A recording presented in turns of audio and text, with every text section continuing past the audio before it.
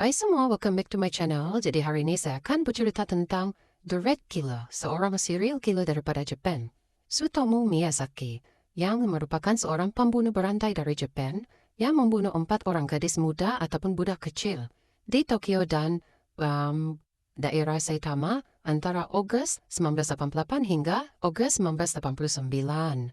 Dia menculik dan membunuh budak-budak yang berusia sekitar 4 tahun hingga 7 tahun di dalam keretanya dengan dia memutilasi diorang dan juga menganiaya mayat-mayat mereka. Dia juga terlibat dalam kanibalisme, yaitu dia mengawetkan bahagian tubuh mangsa dia sebagai piala dan juga dia mengejek keluarga korban dia.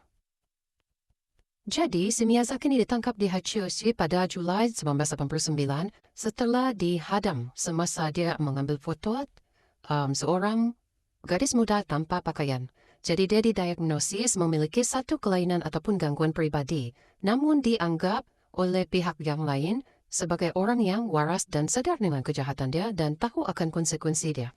Jadi, Miyazaki dijatuhkan hukuman mati pada tahun 1997, tapi dia telah eksekusi pada tahun 2008. Miyazaki dijuluk sebagai otaku killer karena banyak mengkoleksi anime, manga dengan keset-keset horor dan juga hentai serta berbagai bentuk yang video-video lucu lah. Hal ini menjadi kepanikan kepada orang lain di seluruh Jepun dan dia juga sama dengan serial killer yang ada di Amerika. So, Tsutomu Miyazaki dia punya history. Dia lahir pada 21 Agustus 1962 di Itsukaichi. Dia merupakan seorang anak keluarga yang kaya. Tapi dia lahir premature dan juga dia ada kecacatan di tangan dia, yaitu synostosis radio ulnar. Jadi dia rela ini kecacatan, di mana dia punya sendi itu dia macam pelik sikit. Sehingga dia tidak bisa kasih tekuk tangan dia ke atas. Keluarga Miyazaki dia menjalankan perusahaan newspaper dan juga terkenal di Itsukaichi, tempat dia punya atuk dan juga dia punya moyang dia pernah bertugas dulu di Dewan Kota. Jadi karena kesibukan orang tuanya, dia dibesarkan oleh dia punya atuk lah. Jadi seorang lelaki yang cacat intelektual yang dipekerjakan oleh keluarga diorang lah sebagai pengasuh. Jadi pada zaman sekolah dia selalu dipersendahkan di sekolah sebab dia ada kelainan dia. Jadi sebab itu dia suka menyendiri. Jadi dia bersekolah di Sekolah Meidai Nakano di Nakano, sebuah sekolah menengah yang sangat berprestij dan juga terkait dengan University Meiji dan juga menjadi siswa bintang sampai nilainya mulai turunlah secara drastis. Daripada menduduki peringkat 40, dia jadi peringkat 56 di kelasnya. Dia juga tidak menerima penerimaan yang lazim di Universitas Meiji untuk siswa sekolah. Jadi, pada tahun 1980-an, si Miyazaki telah dipindahkan kembali ke rumah orang tua dia di Itsukaichi. Jadi dia berbagi bilik dengan kakak perempuan dia. Meskipun keluarga dia sangat terpengaruh di Itsukaichi, dia tidak menyatakan keinginannya untuk mengambil alih bisnis dia macam Don Kei juga. Setelah penangkapan Miyazaki, yang mengatakan bahwa apa yang sebenarnya dia idamkan ialah masalah dia didengarkan. Tapi orang tua dia lebih mengkhawatirkan hal-hal diorang punya harta daripada dia.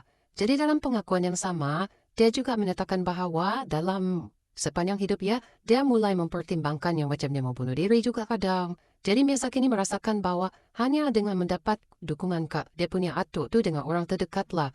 Tapi sayangnya dia ditolak oleh parents dia dengan juga kedua-dua adik perempuan dia. Nah, pada tahun 1988 atuk si Miyazaki meninggal. Yang mana menjadikan dia lebih depression sebab itu kan atuk dia. Jadi dalam untuk menahan dia punya depression tu dia sanggup makan abu dia punya atuk tu. Jadi beberapa minggu kemudian salah satu daripada keluarga perempuan si Miyazaki nampaklah dia macam ni cerita dia. Okey, sejak kematian atuk dia tu kan, so ada satu hari si Miyazaki dia cuba pergi intai dia punya saudara perempuan mandi. Jadi terkejutlah bahkan itu saudara perempuan dia. Bila mama dia tahu diorang diorang cakap dengan dia, lebih baik dia pergi bekerja daripada dia pergi ambil video-video macam tu. Tapi dia pergi pukul mama dia. Jadi pada tahun 1988, satu hari di hari ulang tahun si Miyazaki yang ke-26, Mari Kono yang berusia 4 tahun tu hilang masa bermain di rumah kawan dia. Miyazaki ni telah membawa si Kono ke dalam Nissan Negli hitam. Lalu dia melaju ke arah barat Tokyo lah dan dia parking dia punya kereta tu di bawah jambatan di hutan. Di sana, dia duduk di samping si Mari Kono tu selama setengah jam sebelum dia menghilangkan nyawa dan juga menganiaya mayat si Mari Kono. Jadi dia membuang tu mayat si Mari Kono di bukit-bukit yang dekat dengan rumah dia dan dia berangkat dengan pakaian dia lah.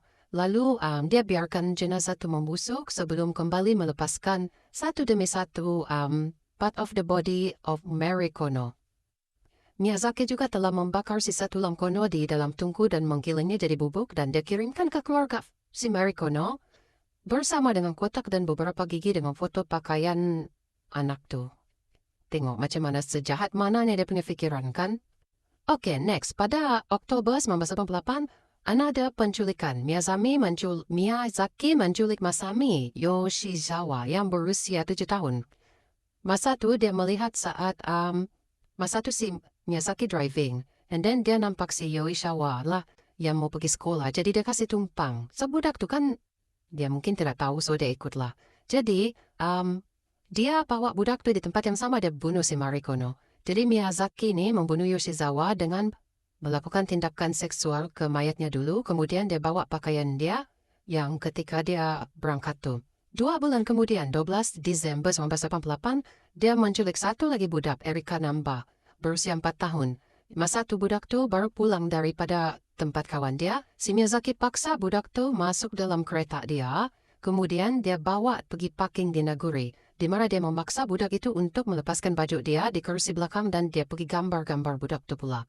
Jadi dia membunuh Namba dengan mengikat tangan dengan kakinya di belakang punggung, lepas tu dia tutup dengan kain lah. Lepas tu dia letak badan tu budak tu di di belakang bonet.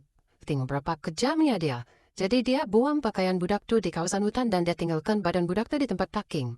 Jadi kemudian 3 hari kemudian baru dijumpailah pada 20 Desember si keluarga Namba ni terima macam postage yang dikirim oleh Miyazaki yang pesan dia disusun dengan kata-kata yang dipotong dari majalah. Dia tulis Erika batuk selesma di leher. Jadi dia mati dia rehat dengan kematian.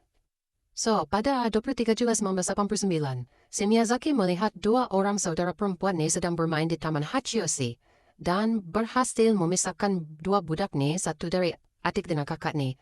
Di situlah. So, dia ambil adik tu, lepas tu dia pergi tangkap gambar dan dia meyakinkan budak tu untuk buka baju. How crazy is he?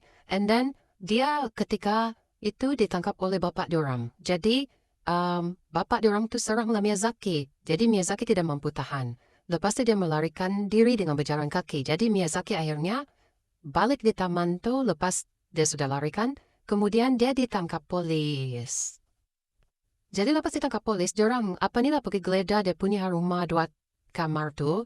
Diorang tengok ada 5,763 kaset video yang ada berisi film anime dan juga film-film yang dia foto lah yang orang-orang yang dia telah bunuh tu. Jadi, bahaya bagi seluruh generasi muda pada masa itulah bahkan mengalami perhubungan 2 dan 3 arah semuanya sangat takutlah pada masa itu. Laporan-laporan ini semua diperdebatkanlah di dalam buku Echi Osuka tentang kejahatan Miyazaki dan diorang berpendapat bahwa koleksian dia punya pornografi Miyazaki ini mungkin ditambahkan atau diubah oleh seorang fotografer yang tahu tentang kejahatan dia. So, persidangan si Miyazaki ini berlangsung selama 7 tahun sebab diorang fokus dengan kondisi mental si Miyazaki semasa melakukan pembunuhan tersebut. Berdasarkan hukum Jepang, orang yang tidak sehat, pikiran dia tidak akan dikenakan hukuman. Dan orang yang mempunyai kecacatan kognitif berhak untuk mendapat pengurangan hukuman. 3 tim psikiatrik ahli yang ditunjuk di pengadilan sampai membuat kesimpulan yang berbeza lah atas kemampuan si Miyazaki untuk membezakan antara benar dengan tidak. 1 tim menentukan Miyazaki ini memiliki kecacatan kognitif, 1 tim lagi cakap dia menderita skizofrenia dan juga mempunyai gangguan kepribadian disosiatif. Dan tim yang ketiga lagi cakap Miyazaki ini memiliki setidaknya 1 gangguan kepribadian, ya tapi masih mampu lagi memikul tanggung jawab atas dia punya kesalahan. So, Menteri Kehakiman Kunio Hatoyama pada masa tahun itu Mana natangan ni surat perintah kematian Miyazaki lah pada 17 Jun 2008 dan dia digantung di rumah penahanan Tokyo pada hari yang sama. Penulis Ryuzo Saki mengamati bahwa persidangan Miyazaki ini memakan satu masa yang lama dan menyatakan bahwa akhirnya Miyazaki tidak mau dikritik. Jadi demikianlah cerita tentang The Red Killer dari Japan dan memang dia sangat kejam. Akhirnya dia telah dihukum gantung. Itu cerita saya pada hari ini. Thank you for watching. Bye-bye.